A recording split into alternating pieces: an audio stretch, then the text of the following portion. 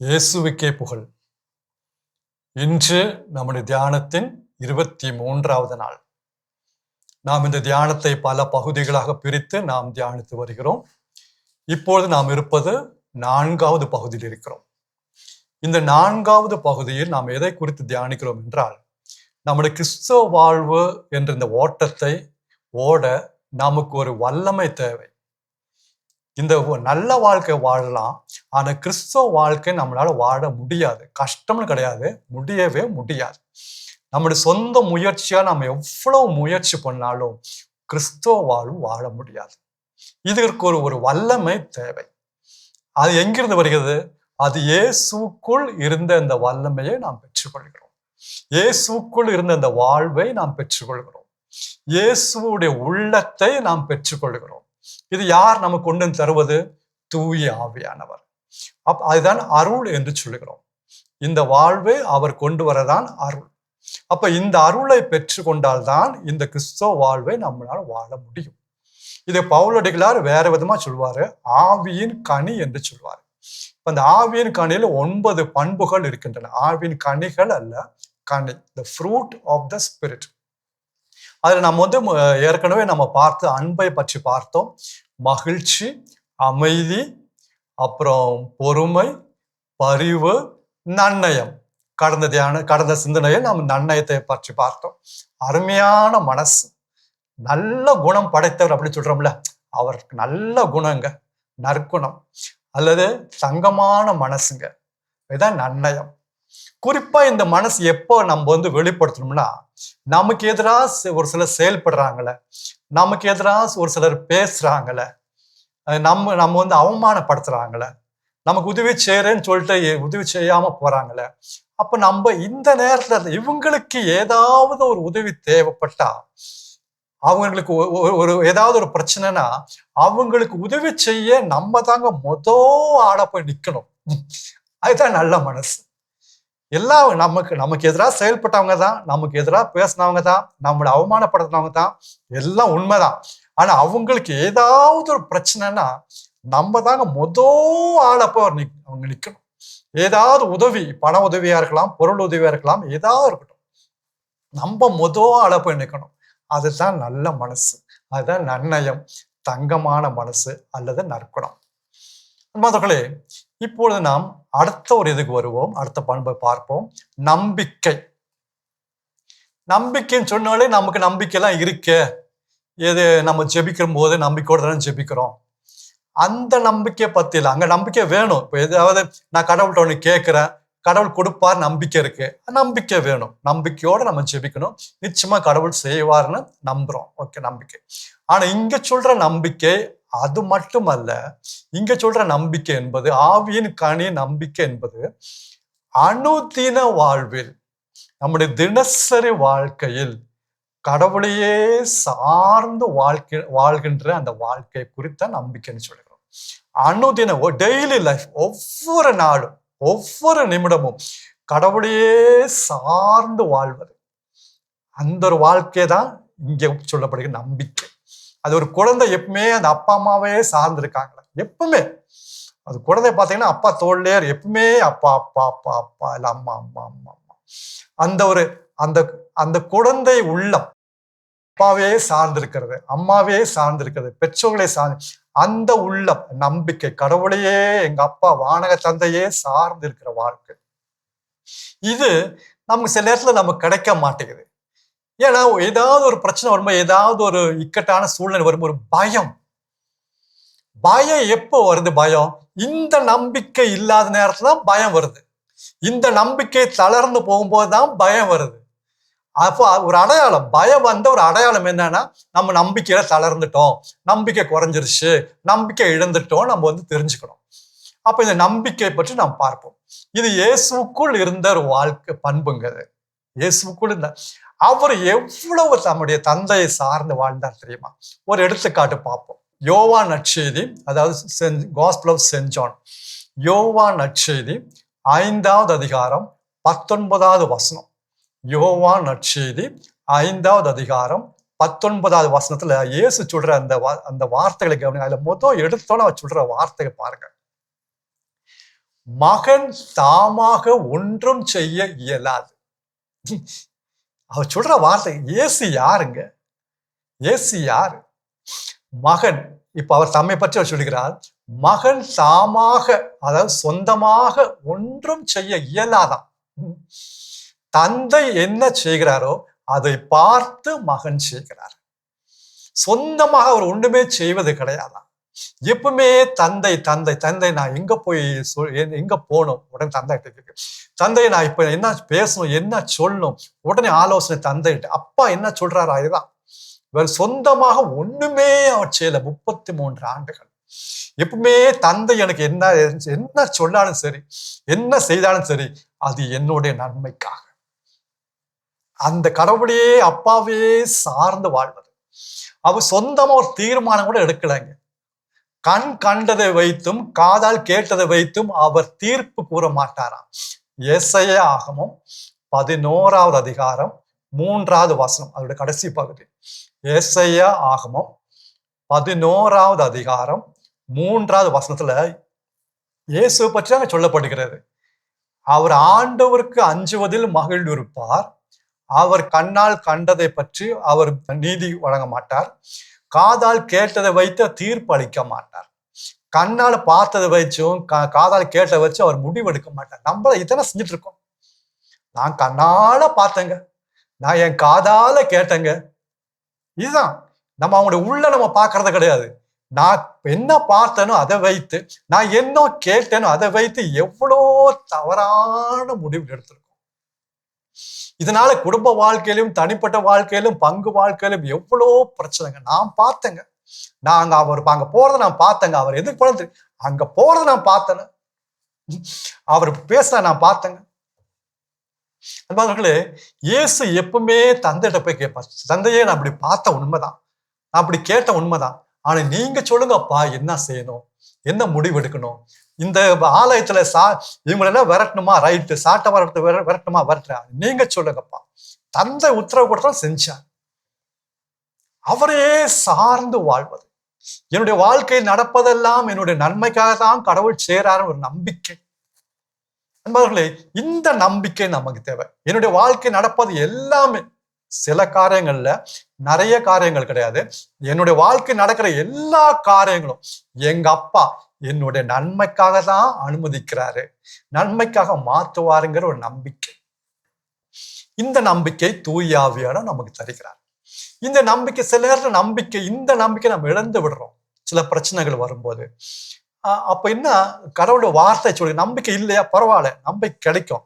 ரோமையர் 10வது அதிகாரம் 17வது வசனம்.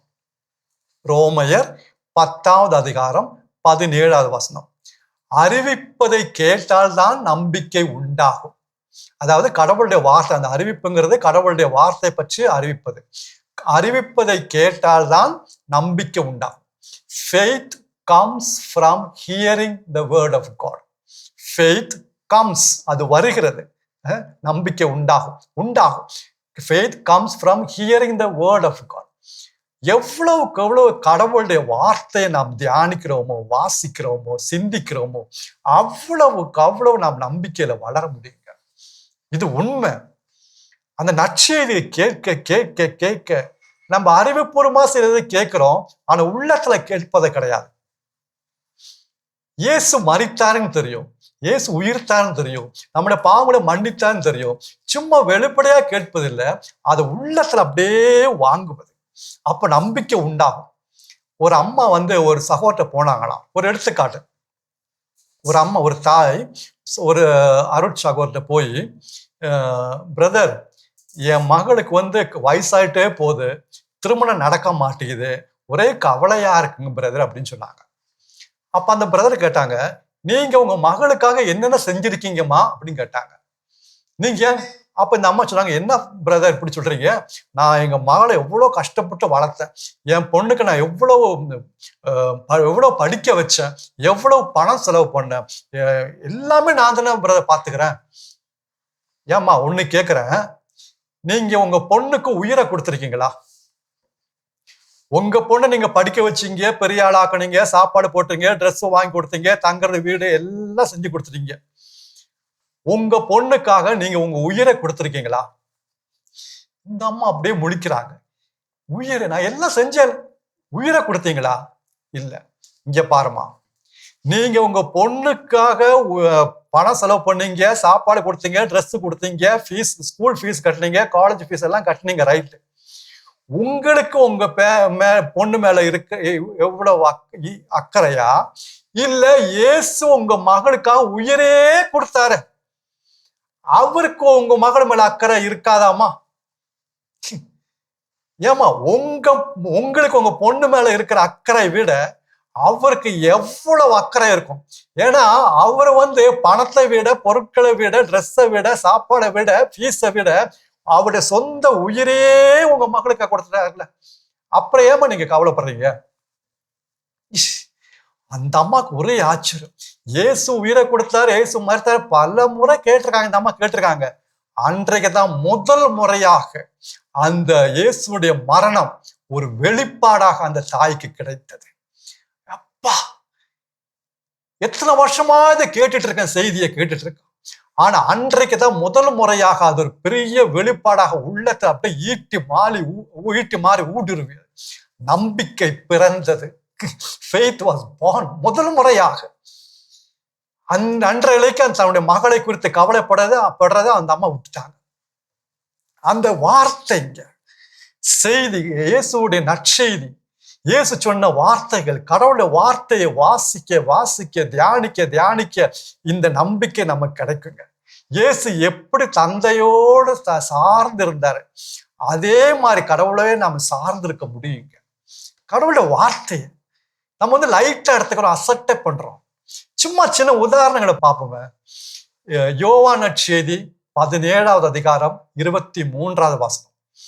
Gospel of St. John, யோவான் நற்செய்தி 17வது அதிகாரம் 23வது வசனத்தின் கடைசி பகுதியில இயேசு தந்தையை பார்த்து சொல்ற அந்த வார்த்தைகளை பாருங்க. சீடர்களை குறித்து அவர் சொல்றாரு. தந்தையே, இந்த கடைசி பகுதி, நீர் என்னை அன்பு செய்வது போல இவர்களையும் அன்பு செய்கிறீர். நீர் என்னை அன்பு செய்வது போல இவர்களையும் அன்பு. அந்த வார்த்தை நல்லா கவனிங்க, நம்ம கூட வாசிச்சு போறோம். அதாவது, அப்பா, நீங்க என்னை எப்படியெல்லாம் அன்பு செய்றீங்களோ அதே மாதிரி நீங்க இவங்களையும் அன்பு செய்றீங்களே. அவ்வளோ வல்லமை, பவருங்க அந்த வார்த்தை. அதாவது கடவுள் அப்பா தந்தை இயேசுவுக்கு என்னென்ன செய்றாரோ அதெல்லாம் நமக்கு செய்வாராம். அது அனைத்தையும் நமக்கு செய்யறார். எவ்வளவு இயேசு அன்பு செய்யறார், அவ்வளவு நம்ம அன்பு செய்யறார். இயேசுவுக்கு என்னென்ன உரிமை இருக்குதோ அதெல்லாம் தந்தை நமக்கு தருகிறார். அப்படியே அன்பு செய்யறாராம். இயேசுக்கு பிரச்சனைகள், துன்பங்கள், வேதனைகள் வந்த போதெல்லாம் தந்தை எப்படி அவரை பாதுகாத்தாரோ அப்படியெல்லாம் நம்மளை பாதுகாக்கிறார். தந்தையே, நீர் என்னை அன்பு செய்வது போல இவர்களையும் அன்பு செய்கிறீரே, அதே போல. எப்போ இந்த வார்த்தை உள்ள ஊடுருவும் போது நம்பிக்கை அப்படியே பிறக்குங்க. அவருடைய அன்பை தியானிச்சு பாருங்க. கடவுளுடைய அன்பு, நம்ம அப்பாவுடைய அன்பு. ஏசாயா ஆகமம் 46வது அதிகாரம் 3-4 வசனங்கள். ஏசாயா ஆகமம் 46வது அதிகாரம் 3வது வசனமும் 4வது வசனமும். அங்க கடவுள் சொல்ற வார்த்தைகளை பாருங்க, எவ்வளவு அருமையா இருக்கு. உதரத்திலிருந்தே நான் உன்னை தாங்குபவன் நான். உதரத்திலிருந்தே, நம்முடைய தாயின் உதரத்திலிருந்தே தாங்குபவன் நான். கருவிலிருந்தே உன்னை சுமப்பவன் நான். கருவிலிருந்தே உம்மை சுமப்பவன் நான். உன்னுடைய முதுமையிலும் நான் அப்படியே இருப்பேன். அப்பப்பா, அதாவது கடைசி, இந்த பூமியில கடைசி நாள் மட்டும், அதான் அர்த்தம். உன்னுடைய முதுமையிலும் நான் அப்படியே இருப்பேன். உன்னுடைய நர வயதிலும் நான் உன்னை சுமப்பேன், உன்னை தாங்குவேன். பாத்தீங்களா? உன்னை உருவாக்கிய நான் பா, உன்னை உருவாக்கிய நான். உன்னை தாங்குவேன், உன்னை சுமப்பேன், உன்னை விடுவிப்பேன். அது அப்படியே உள்ளத்துல ஊடுருவும் போது நம்பிக்கை பிறக்கிறது. ஒரு சகோதரர் தன்னுடைய செய்தியில சொன்ன நான் கேட்டேன், எனக்கு ரொம்ப ஆச்சரியமா இருந்துச்சு. அந்த சகோதரனுக்கு ஒரு குறிப்பிட்ட வியாதி ஒண்ணு வந்து விட்டது. அப்பொழுது மருத்துவர்கிட்ட சென்றார். அங்க மருத்துவர்களா இவரை குணமாக்க முடியல. இவருக்கும் நம்பிக்கை குறைந்து குறைந்து போகிறது. ஏன்னா அவங்களே முடியாதுன்னு சொல்லிட்டாங்க. ஆனா இவர் என்ன செஞ்சாரு, அந்த ரோமையர் 10வது அதிகாரம் 17வது வசனத்தை பிடிச்சுக்கிட்டார். ரோமையர் 10வது அதிகாரம் 17வது வசனத்தை பிடிச்சிட்டார். நம்ம கொஞ்சம் முன்னாடி பார்த்த வசனம்.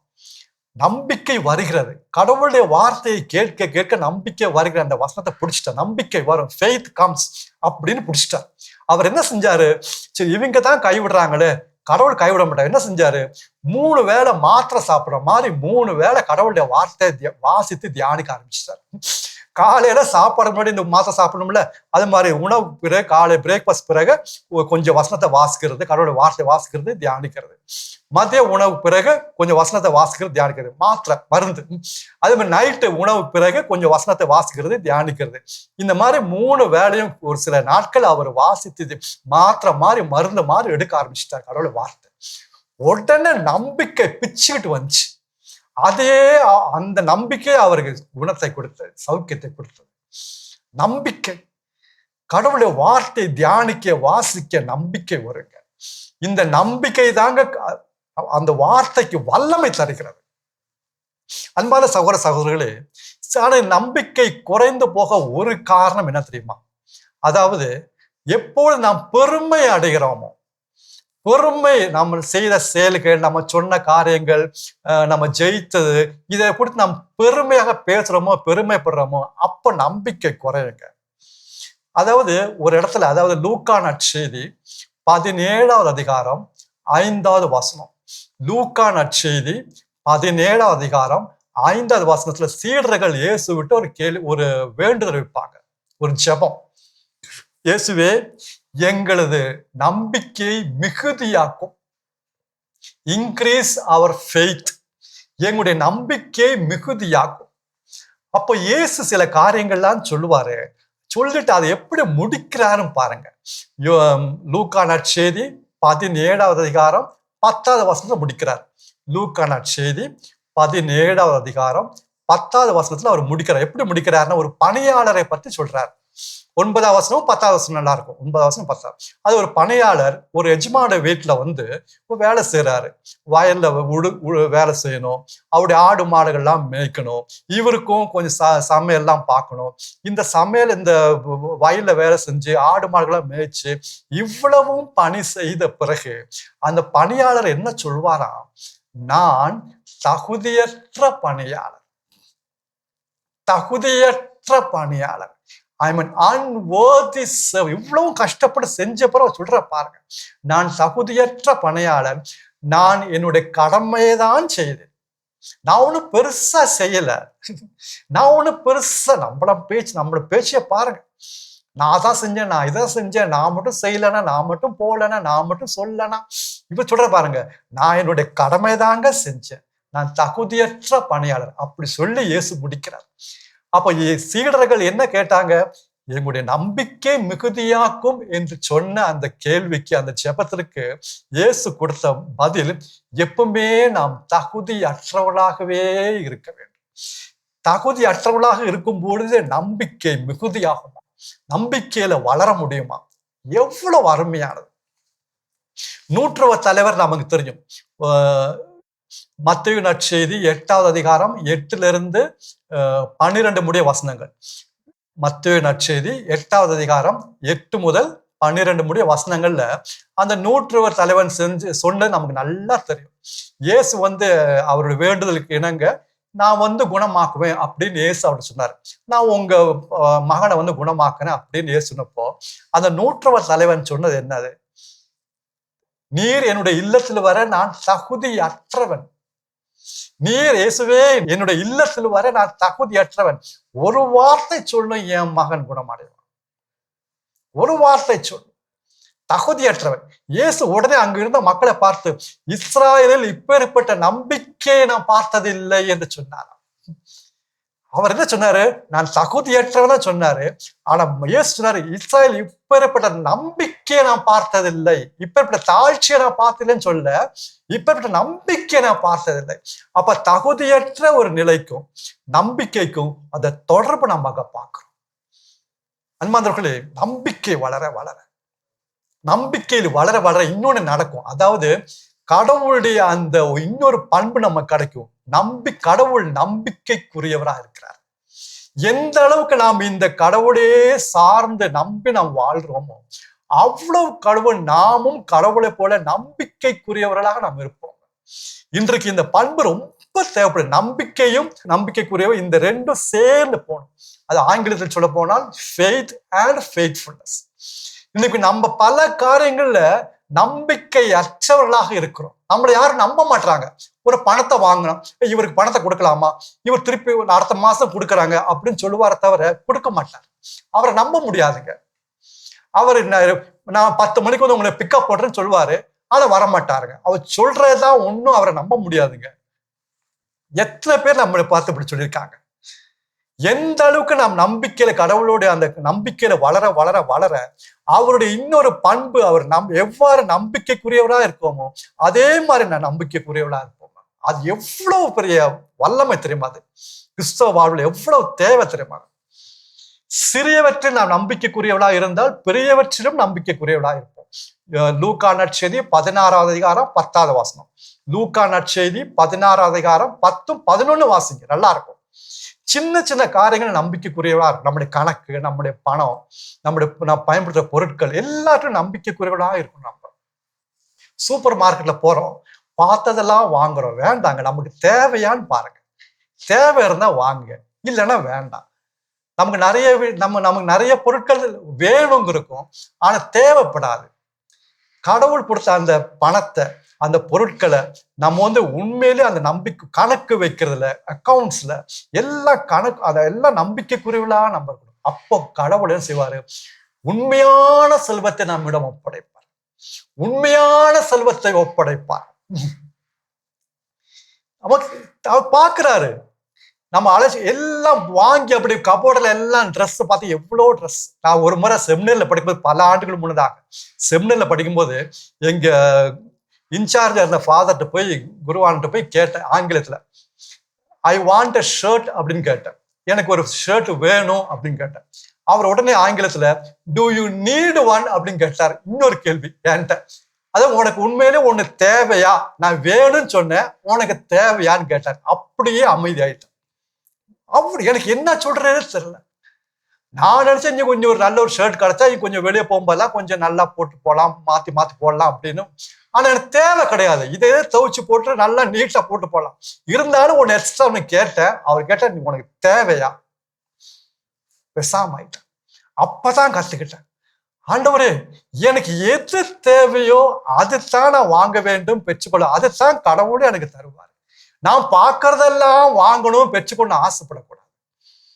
நான் நம்பிக்கை, என் பணத்துல செலவு பண்றதுல நம்பிக்கைக்குரியவரா நான் இருக்கணும். ஒரு பைசா, ஒத்த பைசா எல்லாம் ஃபெய்த்ஃபுல் இன் மணி மேட்டர்ஸ். அப்பொழுது கடவுள் அவருடைய உண்மையான செல்வத்தை தருவா. நான் கத்துக்கிட்டேன், பிடிச்சுக்கிட்டேன். அன்றது பிடிச்சுக்கிட்டேன். நான் செஞ்ச தவறு நான் உணர்ந்தேன், அன்றது பிடிச்சுக்கிட்டேன். அதுல இருந்து சின்ன சின்ன வேலையா இருந்தாலும் அதை நம்பிக்கைக்குரிய. பெட்டை மடக்கிறதும், பெட்ஷீட்டை மடக்கி வைக்கிறதும், துணியை மடக்கி வைக்கிறதும், சோம்பேறித்தனம் இல்லாம எல்லாம் நம்பிக்கை. பணம் கிடைச்ச பணம் உண்மையிலே அதை கணக்கு வச்சு செலவு பண்றது, உண்மையிலே நம்பிக்கை. எவ்வளவு நம்ம நம்பிக்கை உள்ளவர்களா இருக்கோமோ அவ்வளவு நம்பிக்கைக்குரியவளா இருப்பாங்க. அன்பான சகோதர சகோதரி, இந்த ஒரு பண்புக்காக நாம் ஜெபிப்போம். தூய ஆவியானவரே, கடவுள் எங்க அப்பாவே நான் சார்ந்து வாழக்கூடிய அந்த வரத்தை எனக்கு தாங்க. சில வேளை நான் தவறி போறேன். எவ்வளவு அளவுக்கு நான் கடவுளையே எங்க அப்பாவை நம்பி நான் வாழ்றேனோ அவ்வளவு என்னுடைய வாழ்க்கையிலும் நான் நம்பிக்கைக்குரியவனா வாழ எனக்கு அந்த அருளை தாங்க. அந்த அருளை தாங்க, அதான் வல்லமை. அந்த அருளை தாங்க நம்ம ஜெபிச்சோம்னா நிச்சயமா தூய ஆவியானவர் நம்ம ஜெபத்தை கேட்டு அந்த அருளை நமக்கு தருவாருங்க. நாமும் நம்பிக்கைக்குரியவளா நான் வாழுவோம். கிறிஸ்தவ வாழ்வு வெற்றிகரமாக நாம் வாழ முடியும். அதுக்கு தூய ஆவியானவர் உதவி செய்வார். இதற்காக நாம் ஜெபிப்போம். இப்பொழுதே நம்ம ஜெபத்தை கேட்பார். இந்த மாதிரி யாராவது ஜெபிக்க மாட்டாங்கன்னு தான் தூய ஆவியானவர் பார்க்கிறார். இந்த மாதிரி ஜெபிக்கும் போது அவருக்கு நம்ம ஜெபத்தை கேட்க அவர் ஆவலோடு இருக்கிறார். ஏன், என்ன காரணம்? ஏனெனில் இதுவே தகுந்த காலம்.